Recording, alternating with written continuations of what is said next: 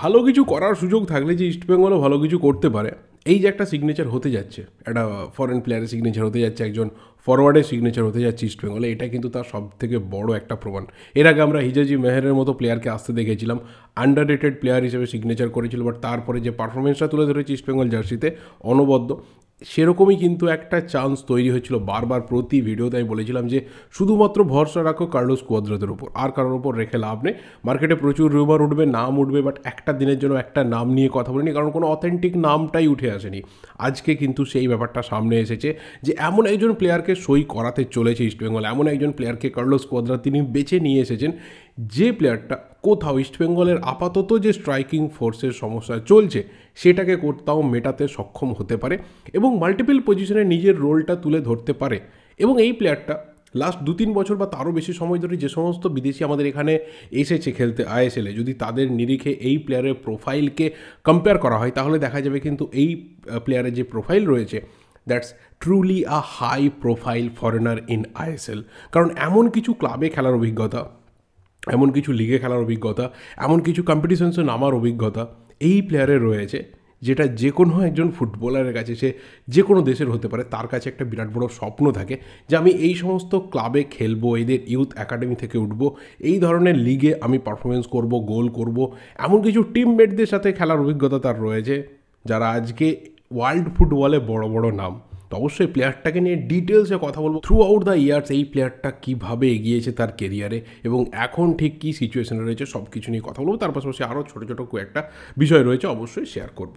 প্রথম যে বিষয়টা ছোট্ট করে বলে দেওয়া দরকার সেটা হচ্ছে, যে প্লেয়ারকে নিয়ে আমরা through out the ISL first লিগে কথা বলেছিলাম, ইস্টবেঙ্গলের মোবাসির রহমান, যে কেন চান্স পাচ্ছে না, তার কোথাও বেরিয়ে যাওয়া দরকার, অন্য কোনো টিমে যাওয়া দরকার, গেম টাইমের প্রচণ্ড ইম্পর্টেন্স রয়েছে তার লাইফে, তার যা বয়স এই মুহূর্তে দাঁড়িয়ে, কোথাও কার্লোস কুয়াদ্রাত হয়তো যে স্টাইলে ফুটবলটা খেলাচ্ছেন সেখানে মোবাসির রহমান ফিট করতে পারছে না নিজেকে, বা কোচ কোথাও তাকে হয়তো ফিট করতে পারছে না, তো তার সম্ভাবনা কিন্তু এই মুহূর্তে জোরালো হয়ে উঠেছে যে চেন্নাইয়ের এফসিতে কিন্তু মোবাসির রহমান লোনে যেতে পারে, এরকম একটা সম্ভাবনা তৈরি হয়েছে।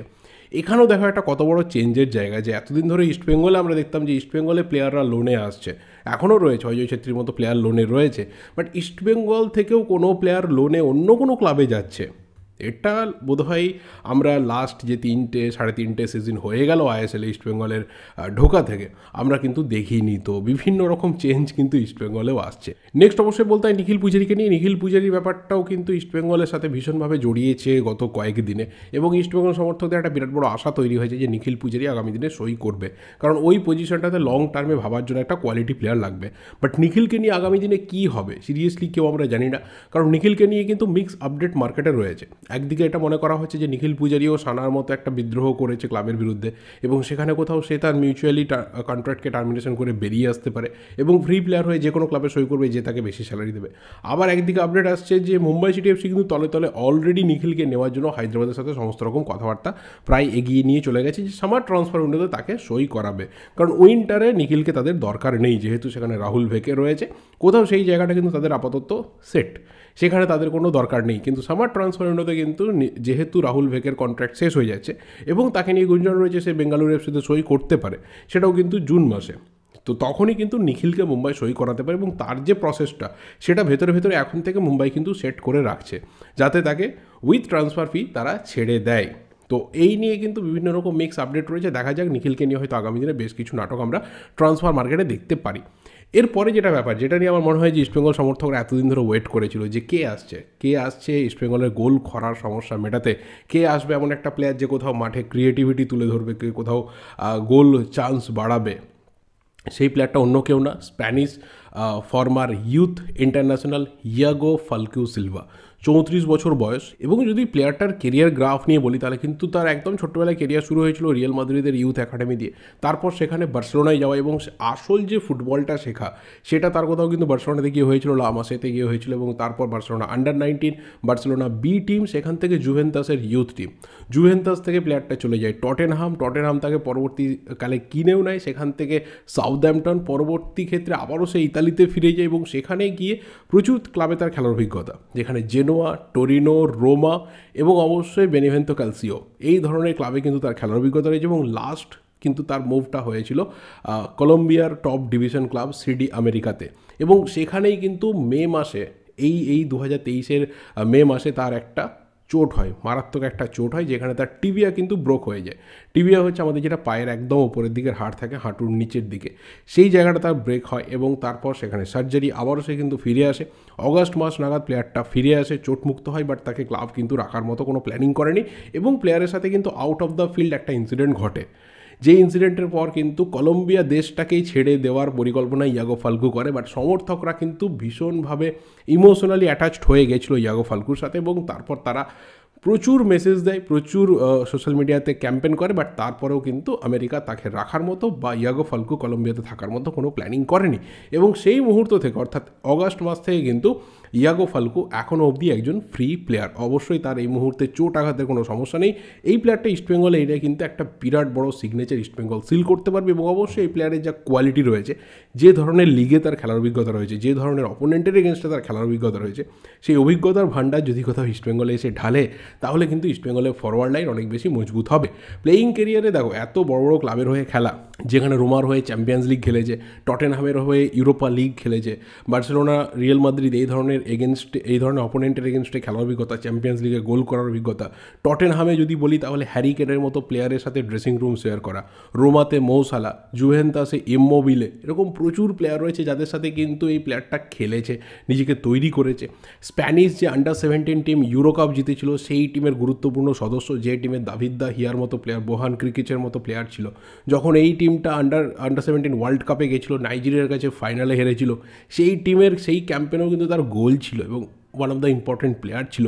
তো কোথাও তার জার্নি কিন্তু যথেষ্ট ভালোভাবে এগিয়েছে। ইউথ ফুটবলে পরবর্তীকালে নাচো, দাভিদ দা হিয়া, আসের ইলারামেন্ডি, ওরিয়েল রোমিও, মার্ক বাত্রা, প্রচুর প্লেয়ারের সাথে কিন্তু তার ড্রেসিং রুম ভাগ করার অভিজ্ঞতা রয়েছে এবং একটা সময় যখন রোমার হয়ে বা তোরিনোর হয়ে অসাধারণ পারফরমেন্স করছে, প্রচুর গোল করছে, কোয়ালিটি ফুটবল খেলছে, তখন কিন্তু স্পেনের ন্যাশনাল টিমে তার ডাক আসে।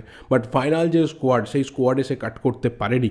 কোথাও তার কেরিয়ারে যেটা মেন প্রবলেম, যে প্রবলেমটা তাকে বারবার ভুগিয়েছে, এক হচ্ছে তার ইনজুরি। প্রচণ্ড পরিমাণে কিন্তু কেরিয়ারে ইনজুরি প্রোন একজন প্লেয়ার ছিল।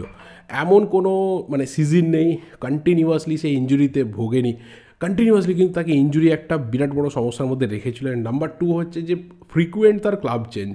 এটা সবসময় কী হয়, প্লেয়ারের কাছে থাকে না। যে ক্লাবে মুভ করছে সেই ক্লাবের অ্যাকচুয়াল প্ল্যানিং কী রয়েছে। যেমন টটেনহামে যখন সে সাইন করেছিল তার পরের দিনকেই তাকে কিন্তু সাউদাম্পটনে লোনে পাঠিয়ে দেওয়া হয়েছিল চ্যাম্পিয়নশিপে। তো কোথাও এই যে প্রবলেমটা কিন্তু এই প্লেয়ারের সাথে কন্টিনিউয়াসলি হয়েছে এবং যখন সিরিয়াতে আবারও ফিরে এসেছিল, যখন টরিনোর হয়ে খেলেছে, তখন কিন্তু টানা টরিনোর হয়ে খেলার একটা বিরাট বড় চান্স পেয়েছিল এবং নিজেকে মেলে ধরার একটা সুযোগ পেয়েছিল। তো সবচেয়ে বড় কথা এখানে আমি যদি 3টে পয়েন্ট বলি যে এই প্লেয়ারটাকে নিয়ে আসার ফলে ইস্টবেঙ্গলে কী কী উন্নতি হতে চলেছে। নাম্বার 1 সেটা হচ্ছে যে আপফ্রন্টে যে স্ট্রেংথ, সেই স্ট্রেংথ কিন্তু বাড়বে, কারণ রাইট উইংয়ে খেলতে পারে, লেফট উইংয়ে খেলতে পারে, অ্যাটাকিং মিডফিল্ডে খেলতে পারে এবং প্রয়োজন পড়লে কিন্তু সেকেন্ডারি স্ট্রাইকার বা সেন্টার ফরওয়ার্ডও হতে পারে। সেকেন্ড থিং হচ্ছে এই যে ক্লেইটন সিলভার সাথে একজন কোয়ালিটি পার্টনারের দরকার। ক্লেইটন কিন্তু গোল করতে পারে, গোল করাতে পারে এবং ইন্ডিয়ান উইঙ্গারদের মধ্যে নন্দা অ্যান্ড মহেশ রয়েছে, তাদের সাথেও কিন্তু একজন কোয়ালিটি বিদেশি এলে যে কী ম্যাজিকটা হতে পারে সেটা আমরা দেখতে পারি। অ্যান্ড নাম্বার 3 হচ্ছে এক্সপিরিয়েন্স। এত বড় বড় ক্লাবে খেলার অভিজ্ঞতা, এত বড় প্লেয়ারদের সাথে এবং এগেনস্টে খেলার অভিজ্ঞতা, এত বড় মঞ্চে নিজেকে প্রুভ করার যে অভিজ্ঞতা, সেই অভিজ্ঞতাটা যখন সে ড্রেসিং রুমে শেয়ার করবে তখন কিন্তু অটোমেটিক্যালি প্লেয়াররাও এখান থেকে একটা চার্জড আপ হওয়ার রাস্তা পাবে। এবং এই সিগনেচারটা যদি ফাইনালি সিল্ড হয়, যেটা প্রায় এই মুহূর্তে কমপ্লিট, শুধুমাত্র সিগনেচারটা বাকি রয়েছে, যদি সিগনেচারটা সিল্ড হয় তাহলে আমি অন্তত পার্সোনালি বলতে বাধ্য হব যে এতদিন অবধি রিসেন্ট টাইমস আমরা যেসব সিগনেচার দেখেছি আইএসএলে, সেখানে নামের ভিত্তিতে বা কেরিয়ারের যে বায়োডেটা রয়েছে তার ভিত্তিতে কিন্তু এই প্লেয়ারটা ওয়ান অফ দ্য বিগেস্ট একটা সিগনেচার ইস্টবেঙ্গল সিল করতে যাচ্ছে। প্লেয়ারটার মার্কেট ভ্যালু দেখে লাভ নেই, কারণ কন্টিনিউয়াসলি একটা লং টাইম ধরে প্লেয়ারটা কিন্তু আউট অফ ফুটবল রয়েছে, আউট অফ ক্লাব রয়েছে, তো তার মার্কেট ভ্যালু ডাউন হবে, এটা খুব স্বাভাবিক ব্যাপার। এবার কত টাকাতে ইস্টবেঙ্গল নিয়ে আসছে, কী ডিল হচ্ছে, শর্ট টার্ম ডিল হচ্ছে নাকি সেখানে ক্লজ থাকছে যে ভালো খেললে তাকে লং টার্মে রাখা হতে পারে, কন্ট্রাক্ট এক্সটেনশনের অপশন থাকবে, সব কিছুই কিন্তু আমরা জানতে পারবো প্লেয়ারটা সিগনেচার হওয়ার পরে। তো এলে আমি বলবো যে ইস্টবেঙ্গলের কিন্তু আপফ্রন্টে বিরাট শক্তি বাড়বে এবং একটা ভালো রকম চেঞ্জেস আমরা ইস্টবেঙ্গলে দেখতে চলে। এই ভিডিওটা এই অবধি। এবার তোমাদের regarding all this transfer update যা কিছু ওপিনিয়ন রয়েছে শেয়ার করতে থাকো। ভিডিওটা ভালো লাগলে লাইক করো, শেয়ার করো। দেখা হবে পরের ভিডিওতে। Till then subscribe the channel. ফেসবুকে থাকলে অবশ্যই ফলো করে দিও, ডিসক্রিপশন বক্সে সব কটা লিঙ্ক দেওয়া থাকবে। Thank you and good by.